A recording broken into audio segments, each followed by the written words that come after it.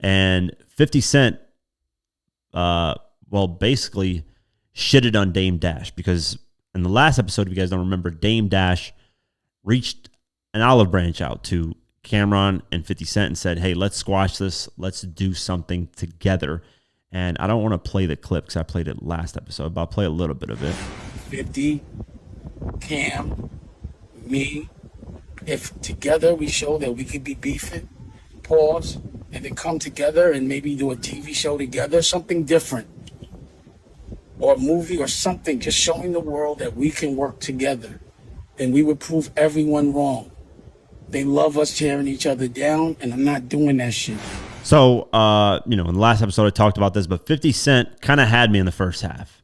He had me in the first half because I was surprised. I was like, okay, 50's reacting to this in a very mature way, but let's go over the caption of what he said. He said, I agree with Dame 100%. It's better to work together. We should sit down and figure out how to move forward. So I was like, okay, that's cool, man. I believe we can create a path to more success. And then he says, oh, wait. Cam just said, fuck Dame and his fake ChatGPT lawsuit. So it's fuck you, Dame.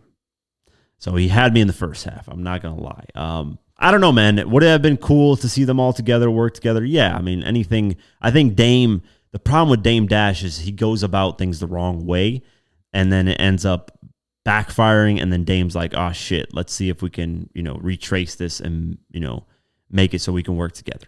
In the midst of it, it's not going to work out because people are still in their feelings. They're still feeling how they're feeling. But in the future, is it possible, especially if it's like not really that serious, if nobody's gotten slapped, shot, killed, it's possible for everybody to squash their beef and actually work together. That's the best possibility. When something doesn't get really violent, people are cool with each other later on. But if it does get violent, the chances of people being cool is very slim. And it's also about the history that you have with that person, or were you guys brothers at one point, really tight, and then, you guys have a fallout in public and then it's over. Kind of like 50 with Floyd. A lot of people want to see 50 and Floyd back together, doing the money team stuff and just flaunting their wealth. But, that was brothership that got, derailed in public. And now, they don't see eye to eye at all and they don't want to talk to each other or ever be around each other. But it'll be interesting, man. Regardless, I think they should get together, at least in the future. If they're not doing it right now, definitely do it in the future. I think Dame Dash has a lot to offer despite how people feel about him. I think Dame Dash, once you have major success like Dame Dash has had, or anybody at that level that's had success like that, where you made 100 million, 200 million, it's bound that you'll be able to do something like that again.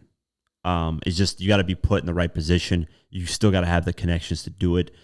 To do that one time, and not even just one time, just because you got to think he had multiple ventures and multiple things. So it's not like he just had one little hit lottery and that's it.